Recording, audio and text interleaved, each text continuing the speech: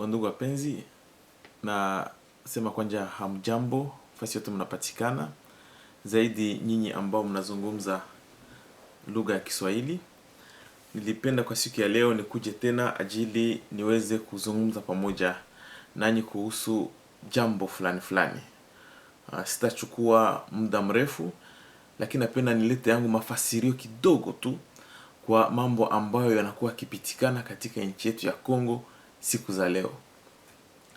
Sababu najua ya kwamba kuko batu wenye biko wanapitisha mainformation mingi sana ku Facebook, ku ma réseaux sociaux, Twitter na ku internet, juu ya kupima kufasiria kwa namna yao situation iko pitikana mkongo kwa siku ya leo, na zaidi kuhusu parti yetu UNC na President Vital Kamerhe, sababu gani iliamua kuparticiper ku dialogue ambao imeisha kwisha na ambao imeleta ma resolution ambazo sisi tunatumaini na tunawaza zitaleta amani, ukimya na maendeleo kamili katika nchi yetu ya Kongo, na zaidi amani ambayo itakuwa kama vile base kwa kuorganize maelection. UNC na Vital Kamerhe wamekubali kuingia katika dialogue pamoja na pouvoir parce que tunajua kwamba yote ilikuwa imeonekana kama hakuna gisi tena kuorganize maelection mu Novembre ya hii mwaka. Mwa hii mwezi ambao naanza bientôt, ilikuwa kugumu sana kuweza kuorganize maelection. Jua nini? Kwa sababu watu wa majorite, Joseph Kabila president na watu wake wote wa majorite wamepitisha muda ajili ya kuweza kuorganize maelection. Walipaswa kuanza kutayarisha tangu zamani, tangu ya 4 ans 5 ans walipaswa tayari kuanza kuorganize, ni kusema kutayarisha gisi ya kuorganize maelection. Lakini sisi wote tunajua namna gani walikuwa wakitafuta wakamate 3e mandat, wapatie Kabila tena nyingine 3e mandat. Walikuwa napenda baglisser bote tena baendeleshe kutumika, na ndio vile walienda wana retarder organisation ya maelection, en commençant par malokal mbele zikashindikana, bakashindwa hata kutia franga pamoja ajili ya kuweza kuorganize maelection provinciale, législative na présidentielle. Sasa wakati mambo yamekuwa imefika kwa ile niveau, UDPS ambayo inashimamiwa na Tshisekedi, wao tayari walikuwa wakisha kuanza mazungumzo. Walikuwa washaanza hapo pre-dialogue.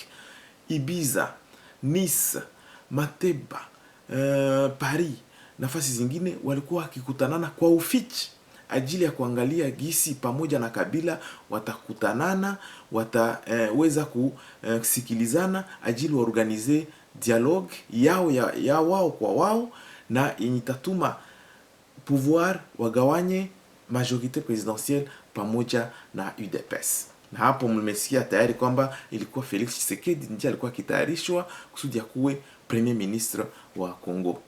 Wakati mambo yale yalitoka nje na kujulikana kama UDPS tayari imeanza kutayarisha yake dialogue, parti zingine za opposition ambao zilikuwa zikiungana katika dynamique de l'opposition ambao Vital Kamerhe alikuwa akiongoza, hata kama wengine nao walikuwa pale kama vile wa Martin Fayulu, wa Eve Bazaiba na wengine, lakini imeonekana hiyo dynamique de l'opposition ilikuwa na msimamo kamili ajili ya kuambia Kabila hana droit kwa 3e mandat na hana droit ya kuweza kuvioler constitution yetu.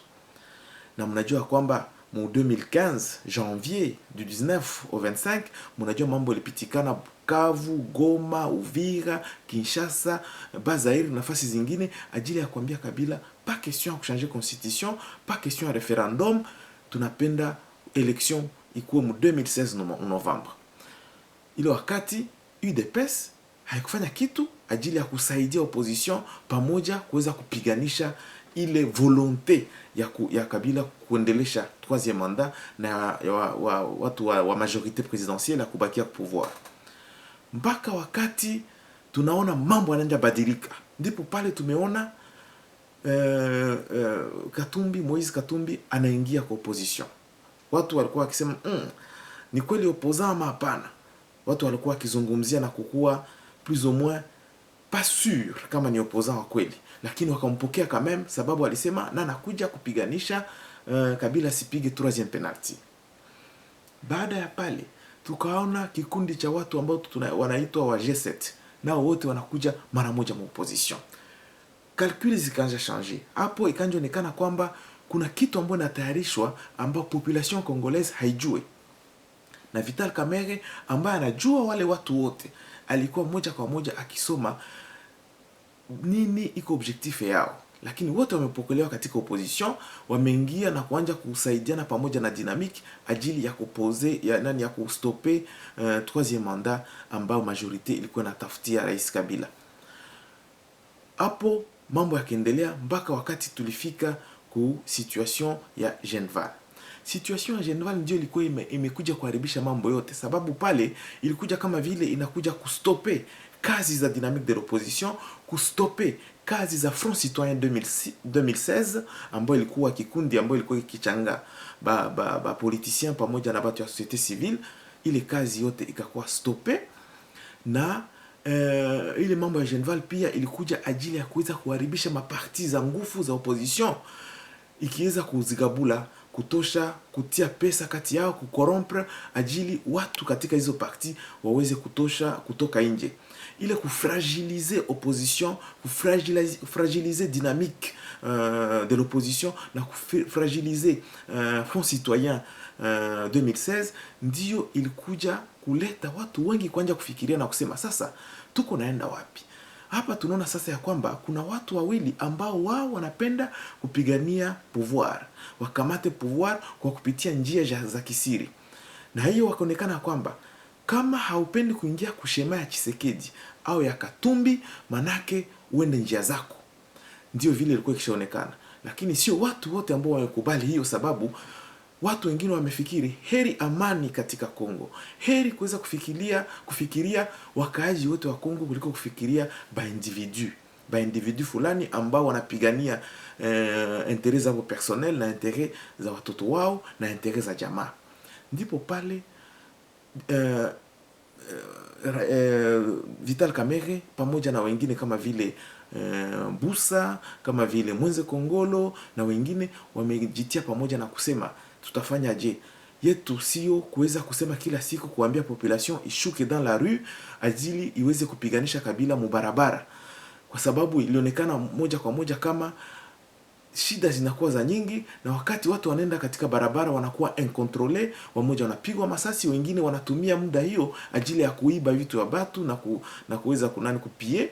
Heri tukamate muda ya kuweza kuzungumza na pouvoir en place, parce que tout est yote mambo yote yameshaonekana kwamba glissement iko, na hiyo glissement sio sio Vital Kamerhe ameleta glissement, sio opposition ndio imeleta glissement, imeletwa na Seni ndio haikutayarisha maelection kwa wakati. Gouvernement ya Matata ndio imeleta glissement, sababu ndio ya kuweza kutoa pesa, haikutoa pesa kwa haraka kwa kuweza kutayarisha maelection. Sasa wakati wale wa politicians wamesikilizana vile, wamesema twende basi tuzungumze na watu, kwa sababu heri mazungumzo pamoja na adversaire politique ajili ya kuleta amani kwa population, tufiki kwa maelection zitapitikana dans le calme kuliko kwenda kubarabara na fujo, damu mwangike, kisha tukisho na damu na mwangika mingi ndio turudie pamoja kuzungumza tena. Hali hiyo ya kuweza kusema decision ile ya kuchagula amani pahali ya vita, ya kuchagua kuzungumza pahali ya kuweza kupigana masasi, ndio imeleta Vital Kamerhe pamoja na wengine ajili ya kukaa katika meza na kuzungumza kupitia shema ya 2277. Hiyo ilikuwa Conseil de sécurité ya ONU ambayo iliweza kuzungumza na kusema tunatoa hii resolution ajili wakongole wakutanane kumeza, wakisaidiwa na Union Africaine, wakisaidiwa na communauté internationale ajili ya kuweza kuzungumza pamoja na kutafuta njia ya muhimu kwa kuweza kufikia maelection za kweli katika amani, kusudi Kabila atoke ku pouvoir, asipate troisième mandat, lakini aweze kukolabore kwa kuorganize maelection kusudi kesho apatie pouvoir mtu mwenye atakuwa voté par le peuple congolais.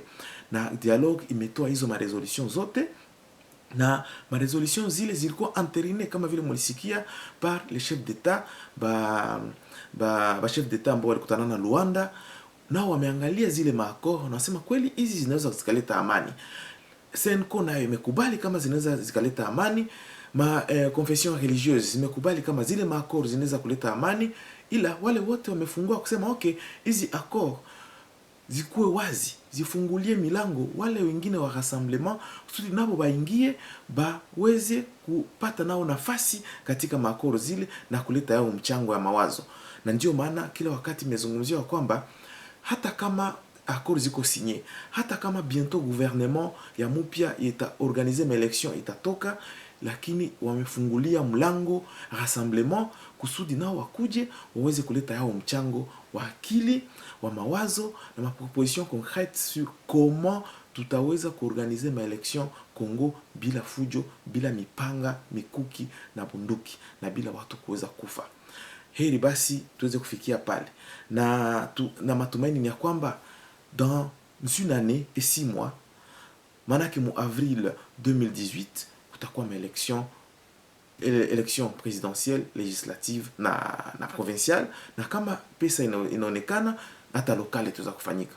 Sasa watu ni tayari kuanza kujitayarisha na kutayarisha. Hiyo ndio maana hiyo gouvernement, na ndio maana watu wanasema leo Vital Kamerhe achukue primature, sababu ni yeye ambaye amepata ile courage ya kusema ndio, mimi nilikuwa opposant wa nguvu tangu zamani, nilikataa dialogue pamoja na Kabila, lakini ajili ya Kongo, ajili ya amani na kubali kuzungumza na watu wa majorite, ajili tuweze kufikia maelection apaisée na processus apaisé vers les élections.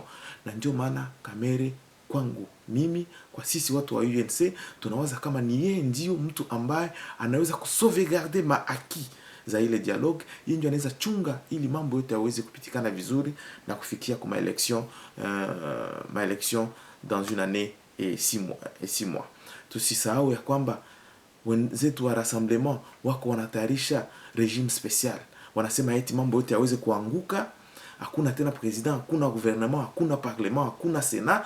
Wao tu rassemblement wakamate sasa dialogue pamoja na nani hatujue, ajili wafikie regime special, aseme boye baongozi sasa inchi kwa namna yao.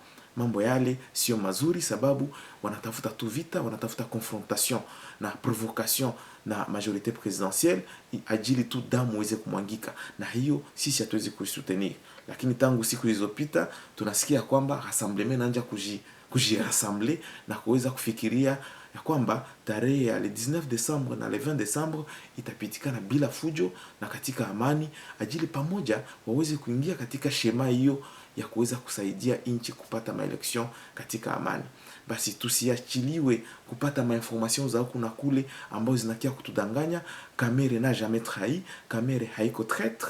Yeye aliweza tu kujishusha, kujisahau ajili aweze kupatia population amani na kupatia njia laini rahisi ajili ya maelection demokratiki katika nchi yetu ya Kongo. Wasiwadanganya kwamba Kamerhe ametrahir, watu wamempatia kila kitusi, lakini yeye anasupporter ile yote ajili hawezi kufikia jambo hilo ambalo ni la muhimu, ambalo sio yeye lakini Kongo. Na kama wanazungumza ajili ya primature, ni watu ndio wanasema yeye ndio amepigania njia hii mzuri ya amani, na basi na yeye ndio anamerite fasi kama na hiyo.